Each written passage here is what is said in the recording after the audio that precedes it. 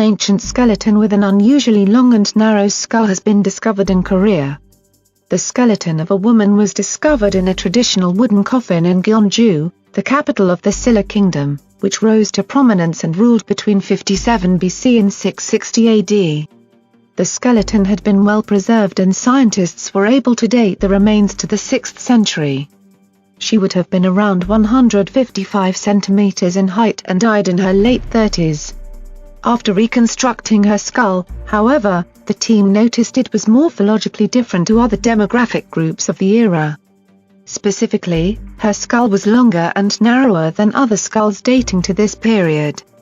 Researchers from South Korea published a study on the discovery in the journal PLOS One. Because tombs are normally found in poor conditions as a result of the weather patterns in Korea, scientists have had few opportunities to study ancient human remains from the Silla period. Their analysis showed the woman's maternal lineage was typical for East Asia and that she largely had a vegetarian diet consisting of wheat, rice and potatoes.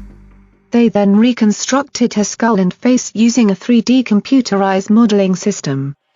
The long and narrow cranium and narrower facial shape of the individual in this study should be regarded as an idiosyncratic characteristic of the skull and not a typical feature of East Asians in general or of Koreans in particular, they wrote. They put forward two hypotheses for the elongated skull. First, they said ancient Koreans living during this period had narrower skulls than those from other civilizations living at the time. The other idea is that the head had been artificially narrowed in a cultural rite practiced at the time. The latter was dismissed, however, as the rest of the skull showed no signs of artificial deformation normally seen.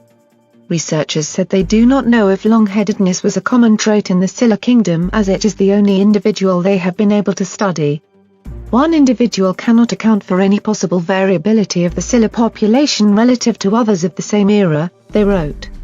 Thus, further investigation with significantly more numerous skull samples from the period will be necessary.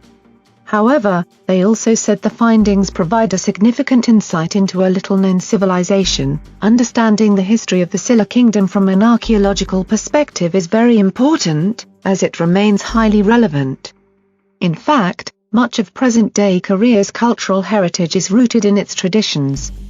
This study can provide significant information on the ancient Silla people, which is very meaningful not only to academics but also to the general Korean.